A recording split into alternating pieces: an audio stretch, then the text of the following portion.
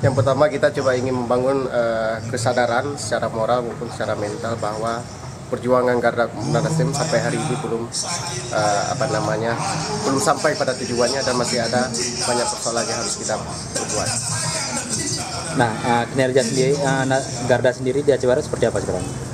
Alhamdulillah untuk sementara ini memang kita di tingkat pimpinan daerah dari Garda Pemuda kita masih terus membangun, artinya masih ada sel-sel pergerakan, masih ada jiwa-jiwa anak-anak muda yang ingin membangun itu di sudut-sudut pedesaan, dan itu merupakan tugas daripada kami untuk menggerakkannya kemudian membangunkannya dalam satu gerakan ini.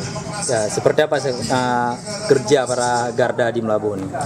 Yang pertama kita ingin memberi pemahaman kepada masyarakat terutama apa itu mengenai Partai Nasdem, kemudian misi apa yang dibawa oleh Partai Nasdem. Juga mendampingi para caleg ya untuk kampanye? Iya, kita tetap mendampingi caleg-caleg yang ingin melakukan kampanye, sosialisasi di masyarakat, itu tetap kita lakukan.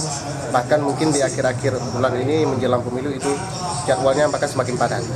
Ya, dengan tujuan daripada menonton orasi ini?